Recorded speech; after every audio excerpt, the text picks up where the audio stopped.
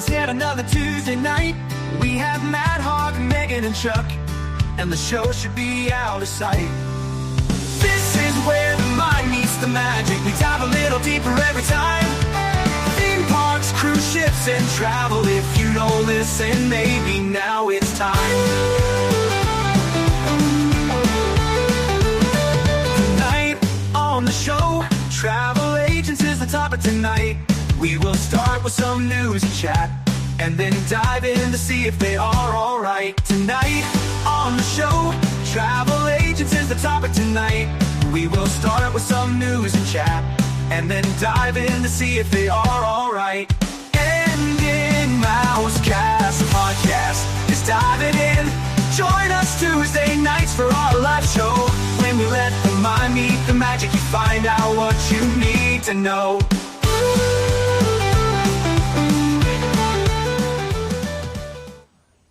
Hello and welcome to Mousecast, the podcast where the mind meets the magic. Welcome to episode 75 here, guys. Hey, guys, we're 3/4 of the way to 100 here on Mousecast. We're doing well.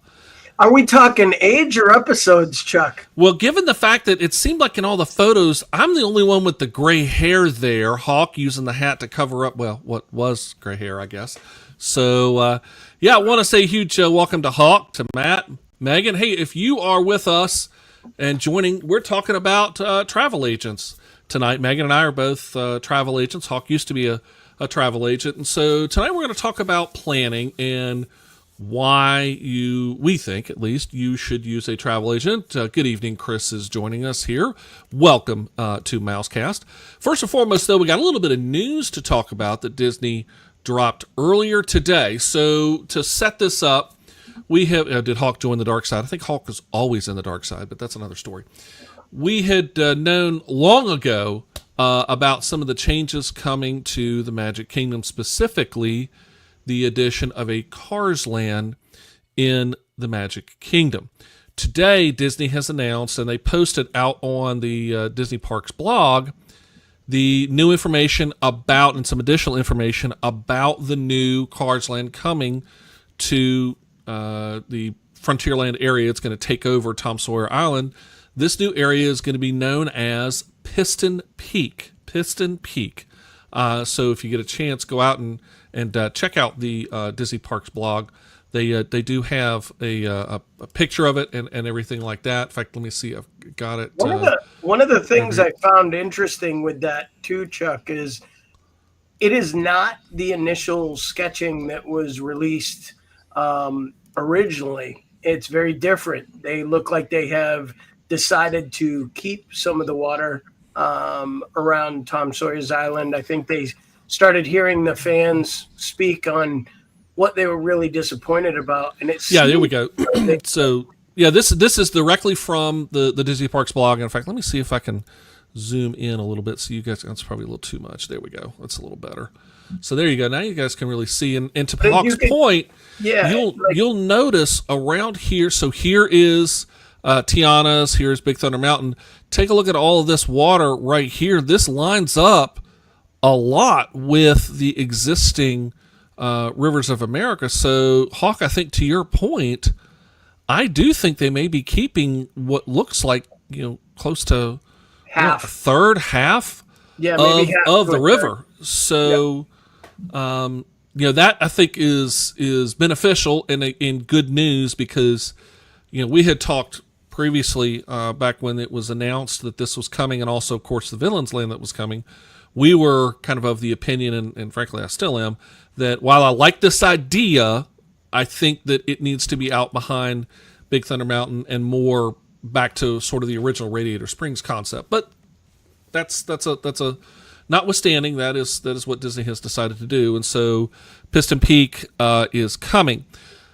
To add to that, our good friends over at WDW Radio, Lou Mangello, our good buddy over there, got an exclusive chat with Imagineering just before this new Piston Peak was announced, and he shared over on his blog a couple of some additional information. So apparently, and we really can't tell this from the artistry that was posted out earlier today, but apparently there will be two attractions that will be in this new Piston Peak land. The first is going to be the rally race. I think that's either going to be its name or at least is a working name. And this is that Radiator Springs Racers like attraction that's over in California, but again, is going to be more of an off-road style, fast-paced experience. And it'll be, again, a multi-vehicle rally, much like is over in Cars Land over at California Adventure.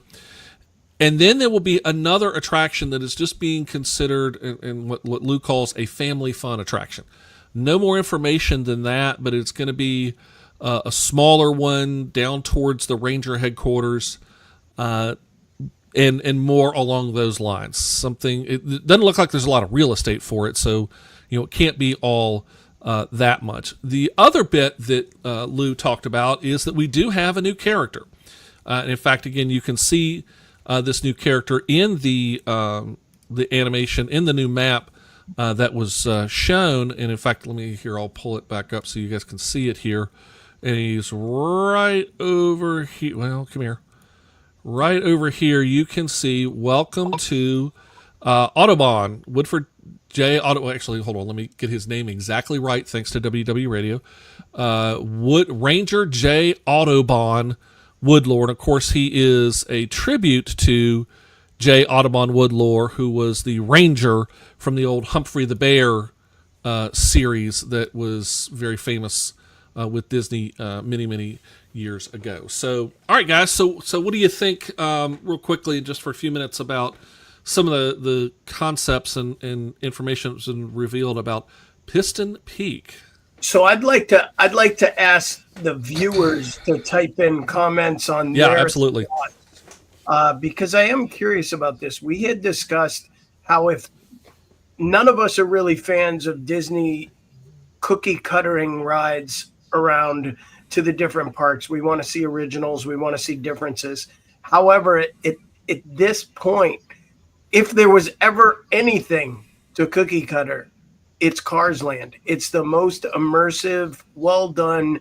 Radiator Springs at Disneyland, at DCA, you're walking through, like you can eat at Flo's. You're walking past the fire station. The Cozy Cone is functioning and they have meet and greets in front of it. It's just such an amazing, well done, immersive land. I just wondered, kind of like the blowback they got a little bit with Galaxy's Edge, to be totally honest, by creating a new concept and not embracing what had already succeeded, do you risk the following? And that's what I worry about a little bit with this. I think it doesn't really fit Frontierland either. And it's going to be an interesting spin on how they incorporate everything, in my opinion. So I don't mind them not cookie cuttering it. However, to me, it feels, quite frankly, like a bait and switch, because they told us last year Cars is coming to Magic Kingdom, and what they meant was Planes is coming to Magic Kingdom, and the spinoff thing, and it just doesn't fit. It's not having a whole new character come in and spearhead and be the front for something that's supposed to be Cars coming to Magic Kingdom. This doesn't feel like Cars is coming to Magic Kingdom. This feels like Cars is like weird, third cousin is coming to Magic Kingdom. And the new artwork doesn't look like Cars at all. It looks like Grizzly Peak over at California Adventure.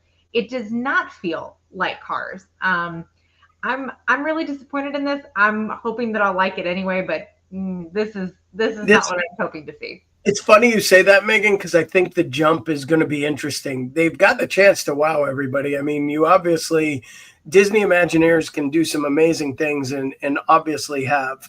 Some of the new lands that have been built recently in parks overseas have been absolutely awe-inspiring. So there's nothing to say that this can't also be one of those things.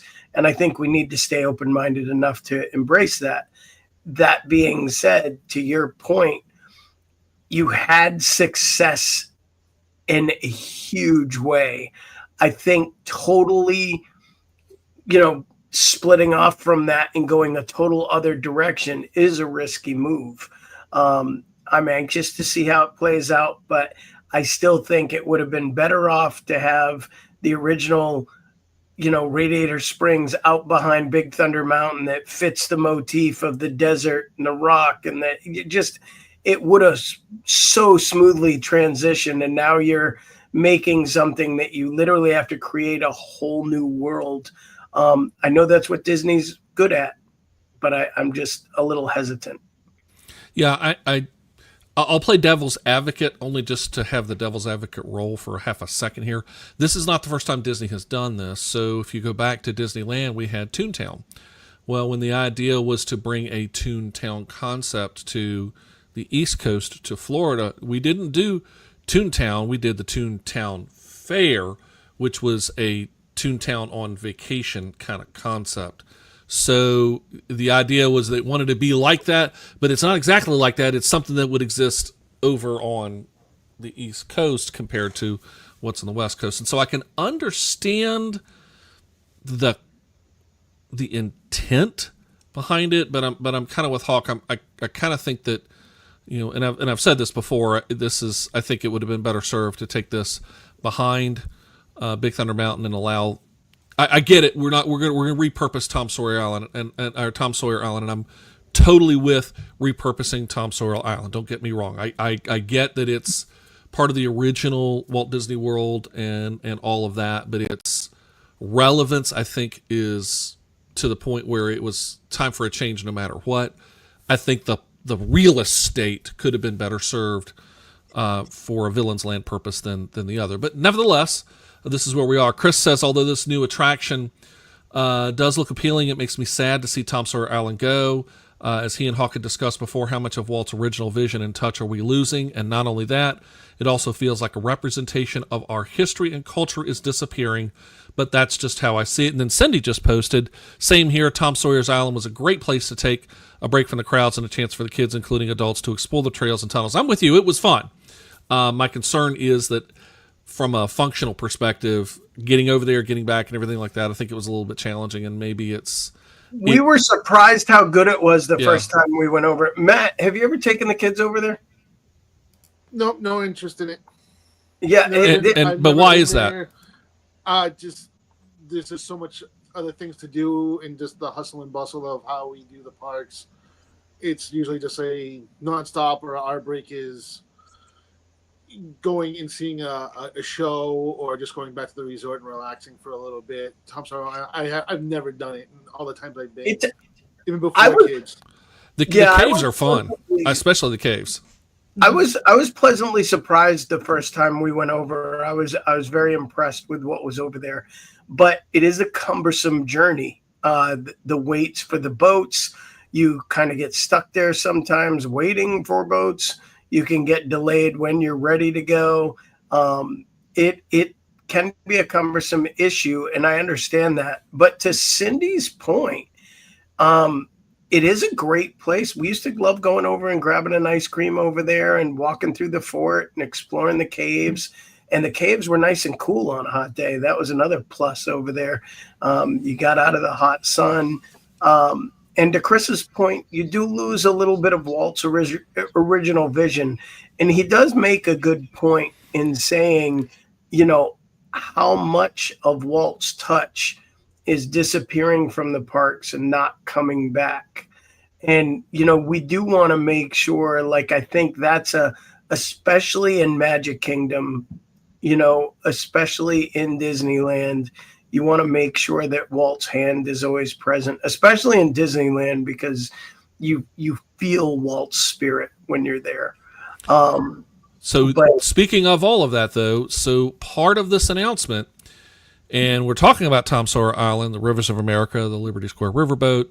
Folks, if you want to experience it, you now have a deadline, and that is July the 7th. It's closing on July it's closing on July the 7th. So that means you've got to get it in before July 7th. July 6th presumably will be the last day. So and this week wraps up Muppets. Yes, your last shots. You got 2 days left. Yep, Muppets is close. I'm going to miss it by just a hair. Because I'll be down at the World on Sunday, but I will not be able to see Muppets, I think, unfortunately. So They will miss you. I talked to the old guys. They said they will miss you, Chuck. Yeah, they'll probably miss me. So you're all the same age. Well, anyway, that's as much Kermit as I'll do. There we go. Alrighty. So, any last thoughts? Otherwise, let's start talking about planning, because all of this that we've been talking about alludes to the point of planning for your next trip to Walt Disney World, maybe Disneyland, maybe going overseas to any one of the international parks. Again, I highly recommend Tokyo Disney Sea, just saying.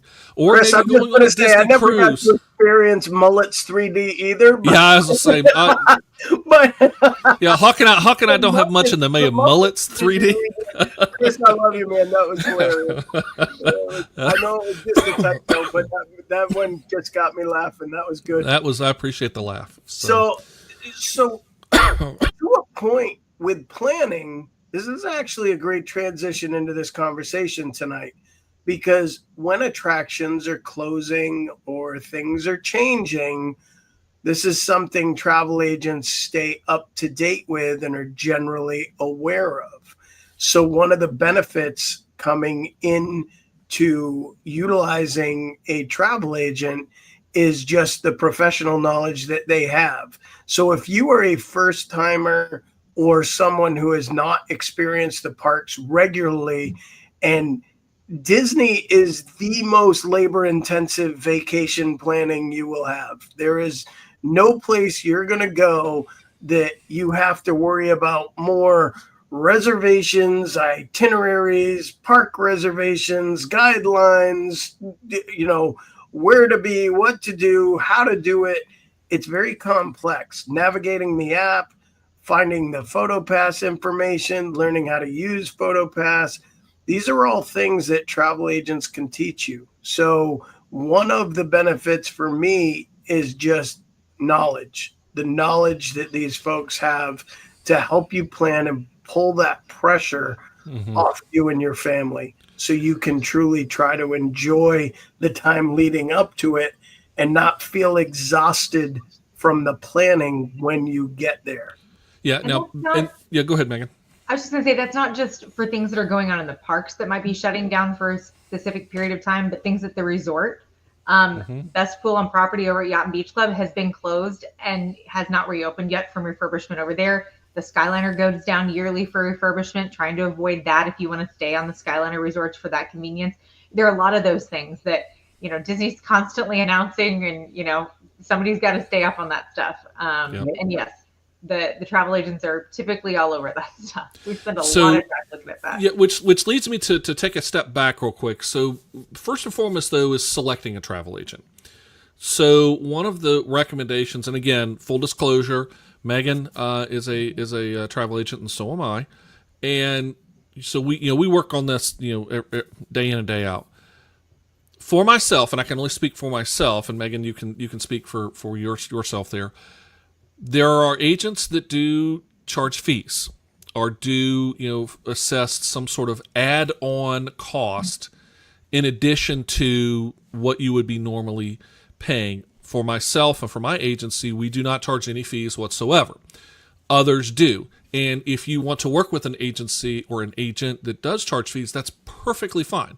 But just know ahead of time that whether or not that agent is charging fees or is not. And there's shall we say a significant ongoing debate in the industry about whether charging fees is the right idea, not the right idea, and that can be debated by higher minds than mine. So, that's something just to be aware of. But let's also explain something in that to people, Chuck, that I don't think a lot of people are aware of. People think when there's no cost, they're going to get possibly a lesser service. The pay for service is going to be more. Those agents still get paid. I want to make this clear to people. This is a big misconception, because Disney writes into the price of its packages a commission amount that it allows travel agents to receive for booking their vacations. And that's whether or not you use one. So that's every Right. vacation. So then this is the way I explain the commission. Everybody asked me the next question. I'm glad you did that. Well, how do you get paid then? Well, I'm paid, and Meaghan, I think you're the same way. You guys are no fee, correct? Correct, for Disney, yes. Yeah, for Disney. And so, we do not charge any fees. So how we get paid? We're paid by commission. So if you book directly with Disney, Disney is paying commission to Disney, but you're still paying that commission cost.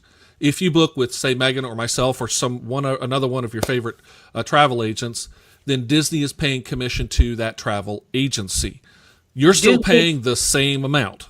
Disney keeps the money that travel agents would get when you book directly with Disney. So if you want to put this in layman's terms, you support small business by utilizing travel agents, and you actually help Disney get the business, but they pay out small businesses that are helping market Disney externally.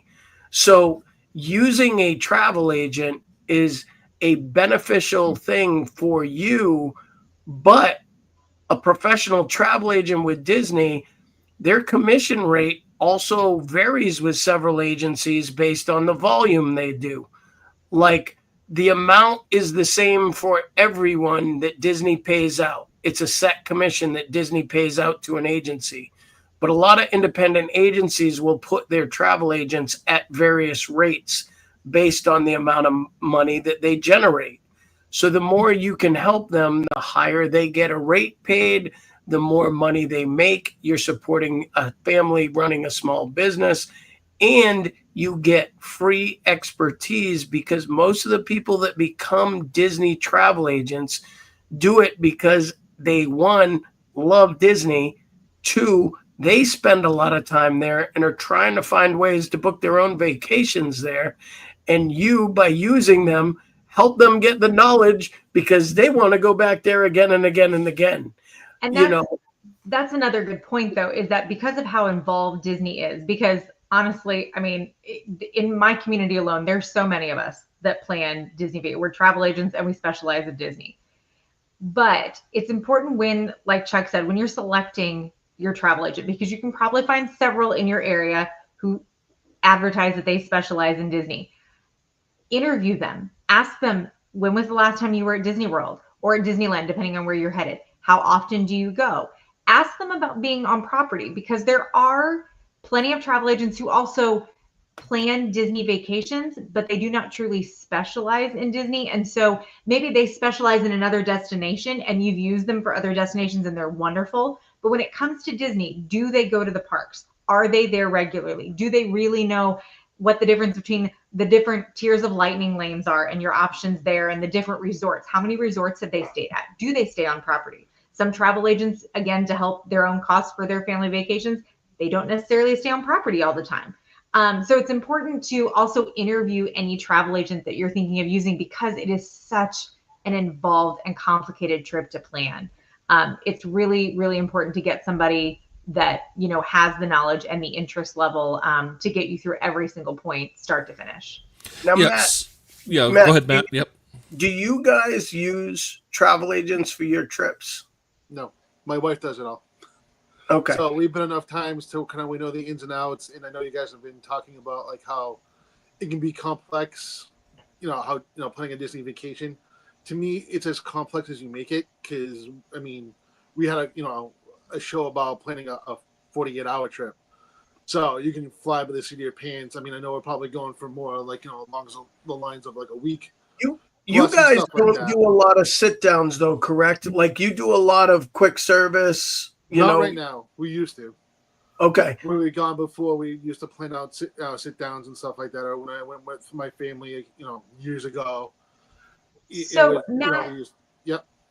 When you guys first started going, because you said you've gone quite a few times now, and so you and your wife are kind of what you're looking for and where you're going. Right. When you guys were first starting out and first planning your own trips, how long did you guys spend? Your wife, I guess, specifically spend time-wise as far as researching, finding out maybe where you wanted to stay or what order to do the parks in, what shows you want to see, so on and so forth? Not long, because we're two different kind of people, so it was just kind of a go with the flow kind of thing. No, that's how we treat our Disney vacation. Like we Lightning Lanes, like I don't do rides. The kids aren't like I got a 2-year-old and a 5-year-old. The 5-year-old will ride. Will try anything at least once as far as rides, but there's still height restrictions for some of them. And my 2-year-old is still too little to go on most of the thrill rides and whatnot. So we just kind of go with the flow as far as where are we. How are the kids feeling that day? Are they restless? Are they kind of getting tired? So we can go, like, if we go see let's go see Frozen sing along and just kind of get out of the heat for a little bit, still have some fun. Or do they want to run around and, let's say, go to, I think it's going to go away now, but like the Boneyard Playground over in Animal Kingdom and stuff like that. Just around. So Matt, the very first trip you took, did you feel, because I can speak to this myself, did you feel overwhelmed when you got there that you really had no idea what you were doing? Your personality's just cool with going with the flow, though. Did you feel a little overwhelmed the first time? Like, I didn't know about that. I didn't know that. I didn't know this. So the very first time kind of like being an older... Because if you went when you were 2, you weren't thinking about much. No, I understand that. The first time I went, I think I was, I don't know, around 13. So like my parents planned everything and just like, oh, cool, we're going to Disney, and just the awe of everything. But to actually having to sit down and plan everything, it was literally, okay, this, what have we done in a while? We last went in the early 2000s and then didn't go again. At least I didn't until 2015. Gotcha. For our honeymoon. So there was a big gap. So it was a whole different atmosphere at that point, because it was just like, okay, it wasn't so much just about rides and this and that. Now it's like, okay, there's history behind Disney, and I, getting more hands-on with that and looking around the parks, and I got to take my time instead of rushing to a ride or attraction. It was, okay, let's look around, and we were kind of on our own pace. So it was two different experiences. So Chris touches on the fact that I booked his last few trips to Disney. And one of the things we do is, obviously a good travel agents talk to their clients about, what it is they're looking to do. What are they looking to accomplish on the trip? And some people do go in with the mindset of, I'm just going to roll with it. When I took my daughter the first time, we booked Wilderness Lodge. We had no idea. We just picked a place that looked cool. We picked Wilderness Lodge. We stayed, had no idea how PhotoPass worked, had no idea what Fast Passes were, had no idea that we had to make reservations so far out in advance. We went in kind of blind. We had a couple things booked, a couple reservations that we did make. Like, we wanted to make sure we got to Chef Mickey's, so we called Disney and said, where should we make sure we eat? And they were like, you have to eat at Chef Mickey's. As a travel agent, I would never recommend Chef Mickey's to somebody. So, like, I've got to be honest with that. So there is a different level of what you're going to find out going there yourself the first time, especially with a little one, when you're going to be overwhelmed. I mean, we did Disney the first time. My daughter and I fell in love with it, but I didn't see 1/1000th of Disney World the first visit I made. I was too busy taking quick cell phone pics of my daughter and doing the amazing things, seeing it through her eyes and falling in love with it. But now I can tell you, I go to Disney World weekly and find new things I've never known were there. And I've been going there, like, I've literally probably gone thousands of times now and not seen things every time. I've not seen things before. And it's just incredible how deep it is. So I do think using a travel agent is great. I think it's a highly important thing. Yeah, I'm glad that you brought this up. I was going to say, pull Cindy's comment back up for me for a second. So she says, as well as we enjoy the planning part as well as the actual vacation. So here's my question. So Cindy, I'm going to ask you as well, and so pop into the chat when you hear this. How far out do you typically book? Because here's another benefit about travel agents. So before we get to that, let me set it up this way. We know that Disney offers discounts sometimes. We can never promise it, but lately they've been offering discounts. But they usually don't offer those discounts until maybe 3-4 months out. Well, usually if you're booking your Disney trip, you're booking it well before 4-5 months out. Sometimes you're booking it as much as a year out, especially if you want to get like those 2-bedroom villas or the grand villas and all those kind of. I mean, you got to book those exactly 1 year out, or you're not getting them because they go like that. And again, that's why a travel agent can help you.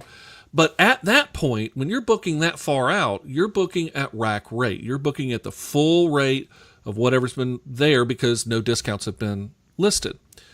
As travel agents, what Meaghan and myself will do, and Hawk used to do, we would find out when Disney did what we call a drop. Meaghan, I don't know if you call it something similar, but yep, Disney does a drop, which means they have announced a discount. We go in and automatically apply that for you on your behalf, sit on hold with Disney for hours at a time. My personal record on hold with Disney is 5.5 hours on hold. Meaghan, I think you or Hawk had something far longer. Mine's 8. Hawk had like 18 or something. 18. Yeah, 18 hours on hold. Hours on hold. So, and we did all that at no cost to the client. And the next thing you know, we're sending you an email or giving you a phone call and saying, hey, guess what? We saved you several $100s, several $1,000s, depending on the nature of the trip. And that level of service costs you nothing. And in addition to potentially saving money, the time. So because I'm with Cindy, like before I became a travel agent, I never used one. I loved planning my Disney vacations before I was a travel agent. Like I loved the planning part of it. However, I do have a few clients who they love to plan their Disney vacation. They may pop in with me, they'll book with me, and then they pop in for a few questions if they hit a roadblock or something. They don't let me book their dining. They don't talk to me about lightning lanes. They want to plan it. The reason they book with me, one, like Hawk said, they're supporting small business, and we always appreciate those people who continue to book even when they don't need us for the planning part of it. But the other reason they book with us is because of the time. If you're going during hurricane season, if you're going and you want a party ticket that's really hard to get, your travel agent will sit on the phone with Disney calling because, oh, hey, there's a hurricane that's about to hit. I have clients who are going to be there. What are my options? Can we move it? Can we cancel? All these things. I think those are the two things that I have spent. And I know that that's where my record of 8 hours came in, was a Halloween party ticket day release, trying to get tickets for clients. The hurricane seasons are always busy. For me, it's usually my clients who are traveling in September. They always get hit the hardest the last few years. But that's for some of my clients, that's my value, is the time that I can spend on the phone, either securing party tickets or working with Disney as there's, a hurricane about to hit the Orlando area, because they knew that they were booking in the middle of hurricane season. So, the value for them and using me is not in the planning, because they love that part of it. I'm there as more of like the support when something goes wrong, or the just in case, and just that time saver. And that's great too. And I'm happy to do that also. That's another great point, Meaghan, because when I was doing it, that was one of the things I would remind people is I don't have to do everything for you, but I can. And what the people that really enjoy the planning, when they found themselves stuck, like when it became that, hey, we really wanted Topolino's for my daughter's birthday and we couldn't get a breakfast reservation, I'm the one on the phone with Disney every morning trying to say, hey, anything open yet? Anything open? Can I get them in there? I need this date. Somebody help me out. And, a lot of the travel agencies do have a dedicated reservation line that you're able to call Disney on a different line than what consumers utilize. So you can get to Disney faster sometimes. So even for the folks that love to plan, it may be worth utilizing and assisting a travel agent, letting them make some money on your trip, and you doing the planning and the legwork. But when you hit a bump, you have someone to fall back on to help you in that hurricane situation, rearranging your travel, finding a new resort, getting those discounts automatically thrown on. There is nothing more fun as a travel agent than calling someone who paid $10,000 for a trip and telling them, "Hey, I just saved you $2,500. Your new total $74.99, and you'll be getting that refund back if you already Yep, paid." we love those calls. And they love those calls. They're like, "Now you can book me a couple more sit downs. Now I want that tour. Now you can throw A me on VIP tour. Yep. Wild all of it. Africa trek. We didn't have any more money." And those are the calls that make a difference. So it is definitely worthwhile to utilize a travel agent, even if you are adept at booking Disney vacations. Yeah, absolutely. I mean, we'll plan as much or as little as you want. I mean, we can be as basic as we're going to take care of your package, your hotel and your tickets, get that squared away for you, and all the major planning is completely up to you. You can handle all your ADRs, you can do all of your lightning lanes and all that other stuff, or conversely, we can assist you with as much of that as you would like. And be honest, we're also let you be the planner, but we can also be the sounding board. Hey, I'm thinking about this, or this, or this, and you've talked to us about your family, and we're like, well, we can help you also understand and kind of come up with something that's realistic. Because, even if you do have, say, a lightning lane multipass or whatever like that, you got to be careful that you don't go for broke and then you set yourself up for unrealistic expectations. We can also help you understand the expectations, especially depending on the time of year. If you're going right there in the heart of spring break, or right there at Christmas time, understanding, okay, let's kind of walk you through some realistic expectations so you don't get down there and get disappointed because they may be very crowded. That's another great point, Chuck. And I think something that I see, like Chris, I'll use you as an example for this. The first time I booked Chris on a trip, he was having some, he wanted certain restaurants on certain days and he was looking at stuff, but he wasn't totally sure on the logistics of the map and where things were. So, he was planning his Hollywood Studios day and then saying, well, I want to have lunch at Ohana, or dinner at Ohana. And well, you'd have to go all the way across Walt Disney World, take a 30-minute bus ride potentially. Then you're going to take 30 minutes back. You're going to lose 3 hours of time by the time you do your dining experience and everything else.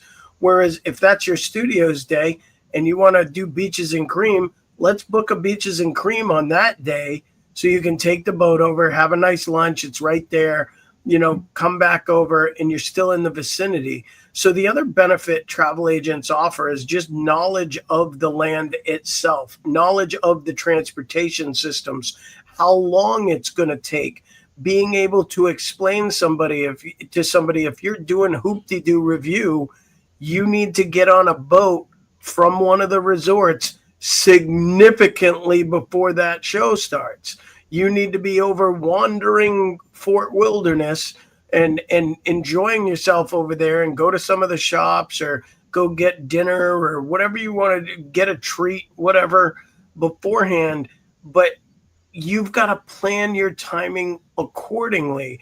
And a lot of people, especially that are first timing or have only gone to Disney as a kid and now want to take their own kids, they need some help and coaching on that. And it does make a huge difference. I think one of the biggest questions I get is, so we're going to fly in, we're landing at 9:00 at Orlando International on Tuesday morning, and we want to go to Magic. That's our Magic Kingdom day.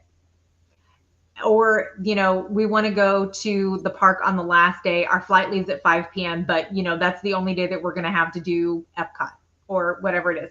What does that look like? And so expectation wise, is there a way around doing a park on a travel day? Or, if that's what we're doing, what's the best way to do that? And what are the expectations if you are going to be landing and going to a park or going to a park before leaving? Definitely playing that game. And again, it's something I've played around with here and there just to kind of get that personal experience there. But yeah, any kind of questions like that with, I'm thinking about these two these 2 restaurants for my family. And again, like Chuck said, when we plan your vacations, we get to know you, and hopefully whichever travel agent you're working with, they get to know you and your family and your preferences and that kind of thing. And usually when somebody says, okay, we're trying to decide between, this restaurant and this restaurant, I can say, well, based on everything I know about your family, the ages of your kids, the things that you're interested in, maybe they're looking at 2 different character meals, I'd recommend this one because of X, Y, Z. And those kind of things can be, they're valuable as well for our clients who are just looking for that reassurance, and they don't necessarily want to run it past the hundreds or thousands of people in a Facebook group who are all going to give them different information. Yeah, absolutely. And that's the thing, is that we're face to face, either personally or by phone or by virtual or whatever, and here to talk to you. And I'll speak for myself, and I suspect Meaghan's probably very similar. We oftentimes, shall we say, make magic for our clients. And that's all I'll say about that. So, we take care of our clients, and you never know, especially for our clients with kids going, we oftentimes, we love to make a little extra magic happen for the kids. But there's another place that I want to make sure that we reserve some time to talk about, because we talked a lot about the parks, but I think the place where it's even more important to use a travel agent is when you are planning a Disney cruise.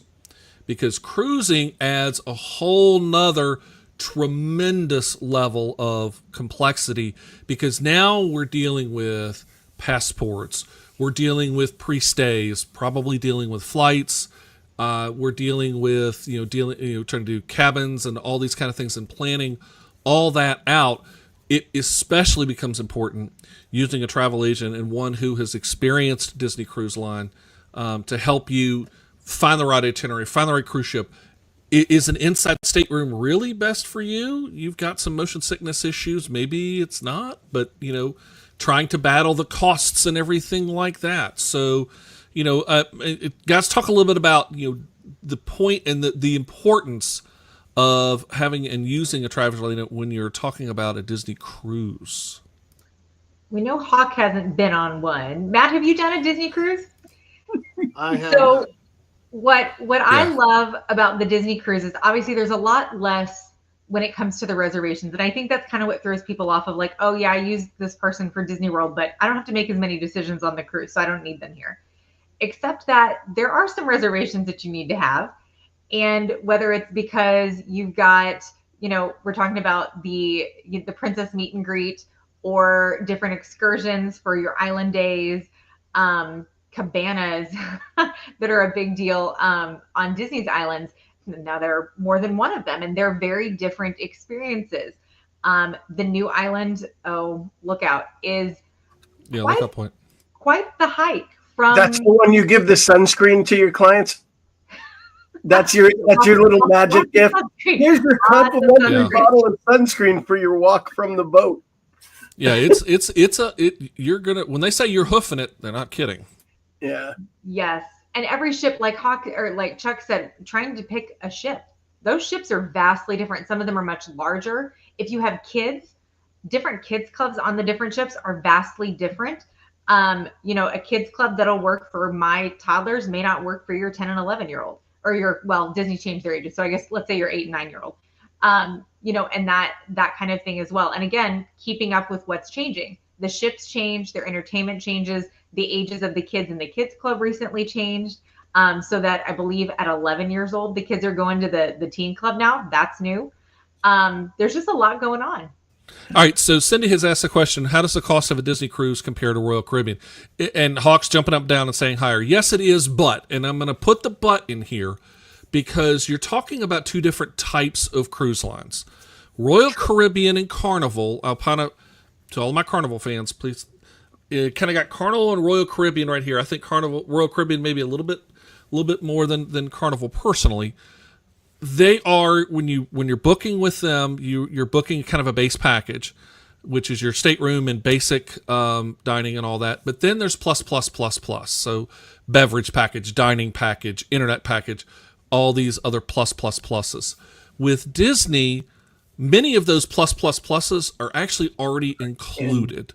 Yeah. So I won't call it all inclusive because it's not quite all inclusive like, say, a Virgin Voyages or somebody like that. By the way, that's for adults only, not for kids.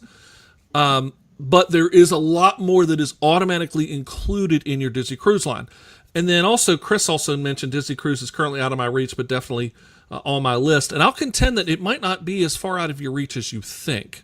So you have to kind of just look at the costs and the opportunities. And again, this is something that working with a travel agent, there are sometimes some deals and things like that. You can definitely find get some good opportunities. Last-minute deals if you have flexibility with cruise. Yes. It's fantastic.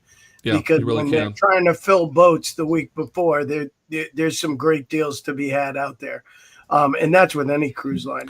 Yeah, but the important part here, though, to Hawk's point, is flexibility. You have to be very, very flexible. Oh yeah, no, 100%. Not just with your schedule, but also where you're going to be on the boat. Yep, no, 100%. Our daughter has had the opportunity to do a lot of cruising over the last year. She was on the inaugural for Icon. She was on the inaugural for Treasure. She was on the inaugural for one of the other boats. Like she's been very blessed this year to be able to have some cool opportunities. I will say Royal on the new ships is actually comparable in cost to Disney Cruise. They're getting up there. Like when, to Chuck's point, if you include certain things with your cruise, the cost winds up being very similar. Yeah, they do start to become very compatible. Yeah. Some of Royal's older cruise ships are still very affordable in comparison to Disney. But and especially the newer ones, Icon of the Seas, Star of the Seas, Utopia, because they are floating theme parks in themselves. I mean, Icon, 20, 21 decks, and has an entire water park on the top level. I mean, that's just incredible. But they're also very, very popular, and if it's very, very popular, it's coming at a popular price. So, that's also something to factor into your cruise planning, and also think about, well, maybe we want to get introduced to a cruise, but again, something like Chris saying, maybe that cost is out of my reach. Maybe, but maybe you think about a shorter cruise and get yourself introduced into it instead of trying to jump all the way into something like a 7-day cruise as well. I think that would maybe be my biggest piece of advice. Chris also asked, as someone who's never been on any cruise before, what would be your approach to someone who wishes to take a Disney cruise, recommendations, etc.? Definitely start with a 3 to 4 day. My personal recommendations, because I have a lot of clients that are sailing for the first time or the first time in a long time. Variety of seasickness, either medications or workarounds, because you never know if something different works for every single person. And then from there, it's about your preferences and really working with your travel agent to find the right spot on the ship and, making those, just simplifying it as much as possible. I really think, and I would recommend a smaller ship for somebody who's never cruised before, because you can get lost on those ships. There's a lot going on. There are a lot of rooms. Yeah, something like Icon that has almost 7,000 people on there. I mean, that's a big boat. That's a small town. Yeah. So I have a question for you guys, and I would ask viewers, please also comment in here. With all the experience you've had as a travel agent now for Chuck and Meaghan, people like Matt, myself, Chris, Cindy, that plan their own things as travel agents, what would you say are your top 2 reasons that people should utilize a travel agent for Universal, Disney, theme park trips, cruise? What are each of your top 2 reasons that you feel people should use them for? Well, I will give one, and I'll let Meaghan give, and we'll see if we end up being the same one. For me, the number one, it costs, for me personally, it costs you nothing. We come at absolutely no cost whatsoever. So why not use us? Literally, think about it this way. As I've said before, when you're booking with Disney or Royal or Universal, anybody like that, you are paying that commission amount. What are you getting for that money that you're paying? What level of service are you getting if you book direct? And I'll leave it at that. I'm not going to comment on what level of service or not that you get. That's a you evaluation. But I can tell you what level of service you'll get if you're using, like myself, or Meaghan. So my first one that I would say is keep in mind we come at absolutely no cost to you. Everything that you get comes completely free to you. So Meaghan? I'm going to go with the other thing that kind of goes hand in hand when you're going on any vacation. You got the money thing. Like Chuck said, we don't cost you anything with Disney. But time. Your vacation is all about your time. And it's about maximizing the time so that you can enjoy, in our case, Disney, Universal with your family, or maybe it's a cruise, whatever it is. And I save you time because you're not planning it. You're not on the phone with Disney or Universal. You're not worrying. You're not up at, I live in a central time zone. Those dining reservations drop at 5 a.m. my time, 60 days out. If you live on the West Coast, my clients on the West Coast don't want to be up at 3 and 4 a.m. to get their dining reservations. So I'm up doing it for them. Saving my clients time, I think, is probably my number one value to them, is simply saving them all the time, whether it's planning the itinerary or just taking the time to book the things, to give Disney a call because we need to change here, whatever that may be. Time is valuable. You can't get it back. The money you'll eventually get back, hopefully, but the time is gone. So let me ask this, Matt, hearing tonight's conversation, same for you, Cindy.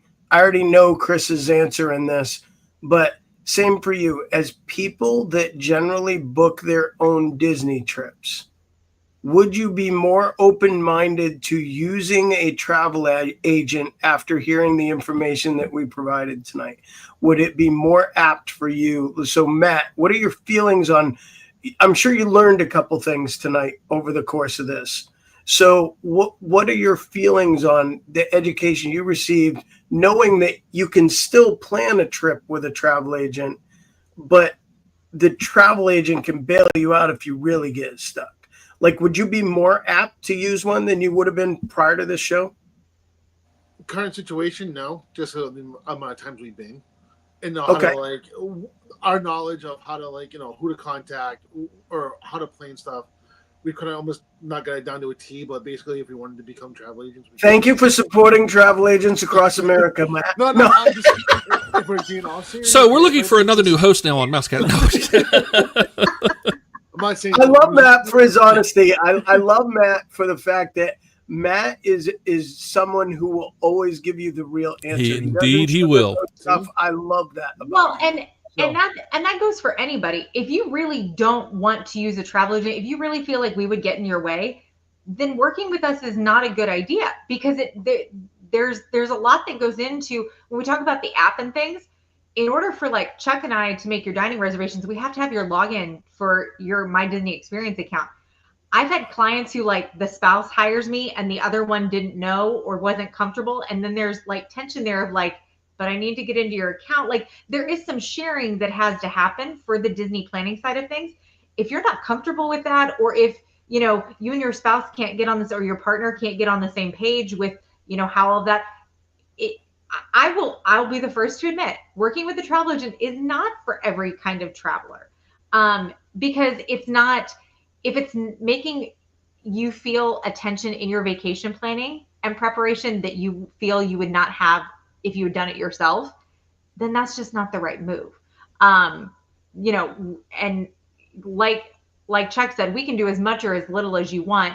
But if there's that continued, like, I really want to do this, because the other piece that if you are going to plan with a travel agent, you need to be aware of going in, is that Disney does not allow you to fire a travel agent. So if you hire somebody, you work with somebody, and for whatever reason you just decide, that your personalities aren't compatible, again, please interview your travel agents before you hire somebody. I was just going to say that to your point, that is the most important part about, and ask them for referrals.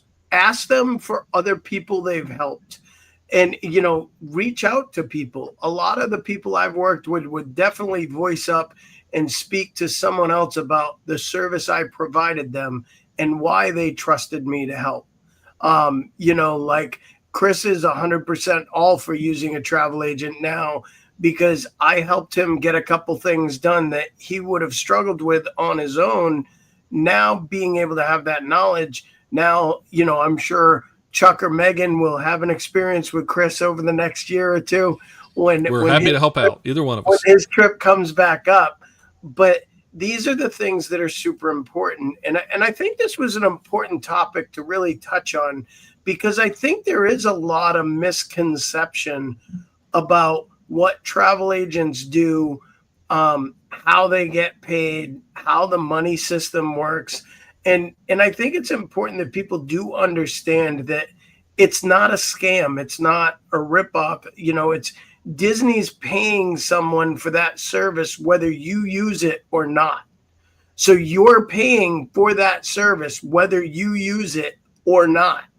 So if you can make your trip easier by having the comfort of someone else to fall back on if it hits the fan, it's a great feeling to know you're not battling all those issues alone with your 2 kids and your wife or husband or partner, on your own while you're trying to wrap up these trips and get home or get to the location, get 2 trips.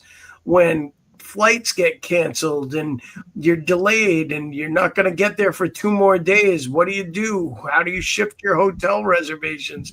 These are all things travel agents have extreme experience in and work to get you taken care of. And sometimes we as guests are overwhelmed when it hits the fan, where not everyone's as cool as Matt with just letting it roll off the shoulder. Some people get a little more anxiety and stress about that. I am a huge anxiety travel person. I flip when until I am checked in off the plane, through my rental car, to the hotel and checked in and setting my bags down. That's when I go, okay, we're on vacation now. Until then, I'm a mess. And travel agents can help. What do you mean until then? Ease that. I'm a mess always. That's what I mean. Just by the way, free, the cost for those travel services that you and Meaghan provide is my favorite 4-letter F word. I love that word. Well, and adding on top of that, so one of the bits that we travel agents always are recommending, whether you decide to do so or not, is entirely up to you. But you'll hear us a lot talk about trip protection or trip insurance. Whether your domestic trips, I strongly encourage them for anything international or a cruise. Strongly. Did I say the word strong? Strongly. But think of it this way. We are also trip protection, but the difference is we're trip protection that doesn't cost you anything. So that's one more layer of security that we can provide. We're there and we have your back when, hopefully not, but if things go a little sour, or maybe you're trying to plus things up and you want to create some extra magic, we have some ways and some contacts that we can try to help plus your trip and maybe add some extra enhancements on top of that. So, a huge thank you to all of you that are out there that use a travel agent, support the travel agent industry. Many of us, myself, Meaghan, I believe you also are as well. We are what are called independent agents, which means we are affiliated with a particular agency, but we're not employees of them. We literally run our own businesses. Think of it kind of like a franchise-y and that again concept. Speaks to the fact of the importance of interviewing, gaining the comfort and gaining the trust of the person you're hiring and speaking to their experience and asking them the questions like Meaghan spoke on of, how often have you visited the parks? How much knowledge do you actually have about what goes on? Because that is so important when hiring. There are thousands of Disney travel agents that are out there. Some do not do a great job. I'll be the first to admit it. Some do not have the care and compassion that a good agent will have. Some are just trying to pump numbers. It's kind of like an insurance agent. It may take you years to find a good insurance agent that you can trust. It won't take you years because there's thousands of people that do Disney trips, but take the time to reach out to more than one and find someone that fits your needs, your comfort, and that understands what it is you're looking for and respects that. Once you find that, I can almost assure you any trip you take moving forward, you will contact that person to reutilize their services, because the good ones are incredibly helpful at any realm. Doesn't matter if you're doing cruises that aren't Disney. Most everyone I know that does Disney and Universal also can book other cruises. Mm-hmm. They can help you. I mean, we didn't even touch on the things like Adventures by Disney Oh and gosh, yes. more detailed trips that can be taken and planned, that have itineraries set that are absolutely amazing. National Geographic. Oh man. National Geographic trips, you know. And these are all Disney related, yeah. Cindy had mentioned Royal or Norwegian or like other cruise lines most agents are able to book with. They can help you with Universal trips, off-property hotels and reservations. You know, there's a lot of things people can help with. And I think it's worth this episode tonight to really explain to people what that looks like and the importance of taking advantage of a good travel agent, because there is no cost to you. So Matt, you said you had something else you wanted to share. Go ahead. Yeah, just going back to like why, as far as not using a travel agent, which no offense to anybody, but I think Cindy had mentioned it earlier about enjoying it. To me, it adds to the excitement of your trip is actually planning it yourself. I mean, I find like we're planning a trip possibly in a couple of years, and I know like when we get together and try to figure out, okay, where are we going to stay, when are we going to stay, stuff like that, we get excited. It's just like, oh, I can't wait to go, and your adrenaline just starts going. And then when ADRs are coming up, and it's just like, oh, what do we want to eat? Do we want to try something different? Oh, we really like going here. Like we went to Ohana's a couple of years ago, and there's a group of like 12 of us, but it was all family, like the definition of Ohana, and it was just. Once again, your trip got closer and the adrenaline just starts going like, I can't wait to go. I can't wait to go on vacation. So to me, like booking it ourselves, it is. So Matt, it's part of the trip to us. Let me ask you an honest question though. So I agree with that because I love that aspect of the planning as well. But what if hurricane hits the day before your trip?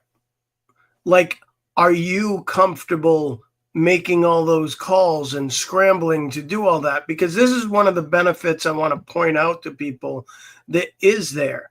Because now you have two little kids at home upset that their flight got canceled. You've got to deal with that. You got to now jump on the phone and sit on hold with Disney to try to reschedule your reservation or shift stuff. That could be a call to the airlines that you're having to shift or reshift if they cancel the flight. You're trying to figure out what days. Would it be, and I'm asking this honestly, would it be easier for you to then have the person to lean on? Because you can do everything you've said you enjoyed with a travel agent. You just still have that cushion that if it hits the fan, you make a call to them instead of you going, little Johnny, be quiet. Daddy's on the phone with JetBlue, and I know I've been on the phone for 6 days, but I'm going to get there. We're going to figure this out, So would it be easier for you in that realm? Like if it hits, does it have a plus for you? Definitely in that realm, absolutely. Okay. I hate to say, like, never, I know many people have experienced it. We've never gone through that. I mean, the worst case was, I think, not Disney related, but getting stuck in Myrtle Beach for an extra day because of a storm up in the Northeast. So that goes to the point, though, that's almost a selling feature for travel agents, because I used to plan all my own. And then when I had the first one where it went to crap and I had to deal with everything, I'm not going to lie, with my stress and anxiety and some PTSD, I was fitting a snap. Like, I was just like, this is not a good day for me. I'm like, don't talk to me. Don't come near me. I'm furious right now. And I had to figure out how to get those refunds and how to get things done and how to get everything accomplished. And it was a lesson for me in calming down and learning to figure it out. But then when I learned I could have someone else deal with it for me and it didn't cost me anything, I was like, sign me up. I used to use a girl before I became a travel agent. Then he was actually the former mascot for the Red Sox. He used to be Wally, and he was a Disney travel agent. And I found out, and I used him for my trips for a while. And, like, I started using travel agents, and I found it solved a lot of the problems I ran into. So I do appreciate you saying that, because I think it is great to plan. And I think a lot of people are in the same boat as you, that they enjoy that. But they've yet to have that hiccup that makes them go, oh, I wish I had a travel agent. Yeah, and to kind of tack on top of that, so Matt, everything you described, you can actually book your trip, meaning that you can book the package. You choose the hotels and everything like that, and say, hey, guess what? This is what I want to do. Great, done. And then you plan all of it. You're still planning everything. We're just taking care of the arrangements for you. Like, we'll just get on the phone and make the booking for you, and then we're all set. So that's another piece to this. There's my favorite phrase, my other world is public relations. And my favorite phrase in PR is perception is reality. There's a perception by many that, if I have and use a travel agent, I have no control on my trip. Yeah. That reality couldn't be further from the truth. The reality is you have every bit as much control on your trip booking it through a travel agent as you would booking it by yourself. You just have less of the headaches that could happen. So you just have a single touch point. I think it's whatever you need. You make one phone call. You don't have to find 5 different numbers. You don't have to be transferred between departments. You call one person, and that person does all the reaching out and all the. And Matt, if Chuck is getting a little too aggressive with the planning, you just sit, Chuck, sit. Good dog. He will listen. Like you got him right where you need him to be. But I think it is important that people understand you do still have a ton of freedom using a travel agent, but it provides you the safety net that if you need it, it's your car insurance. You're comfortable driving, but what happens when you get in an accident? You've got to call your insurance to get you fixed. A travel agent is your insurance call. That's your cover. You know what I mean? That's the person that's going to be there for you when you need them most. So Chuck is your Flo from Progressive. Yes, we said it.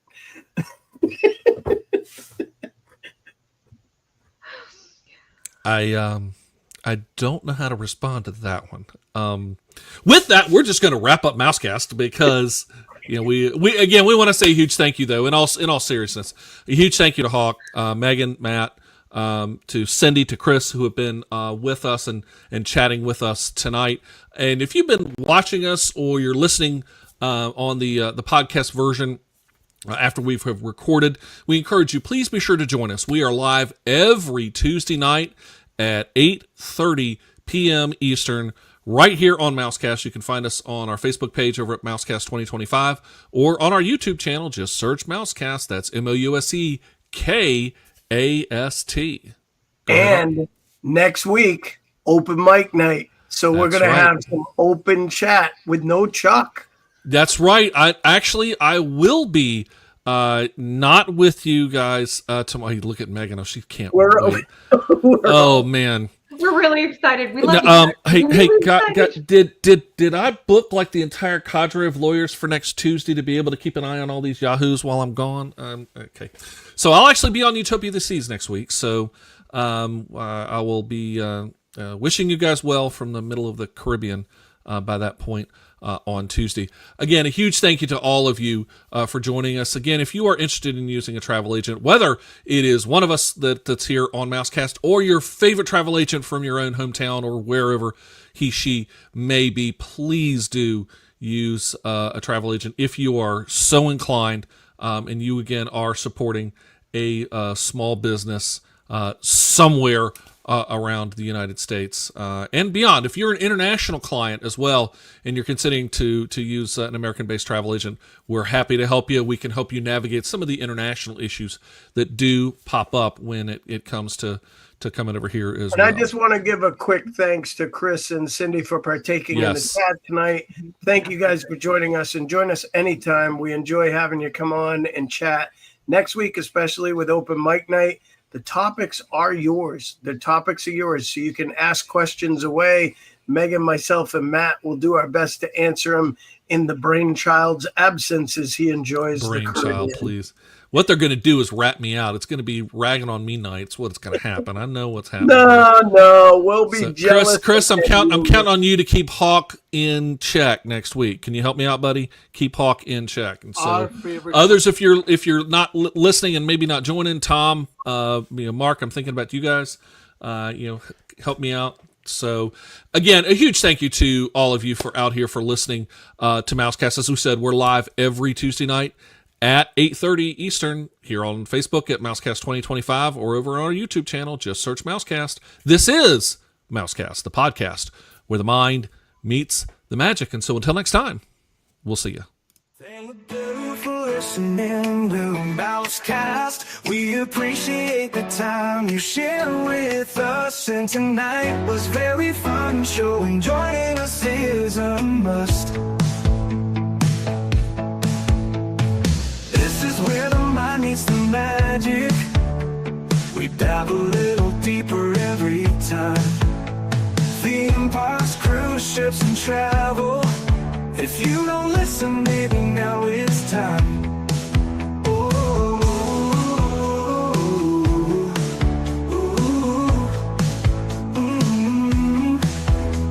Mousecast now says goodnight. Next week we will have new things to see. When you go to where the mind meets the magic, you never know.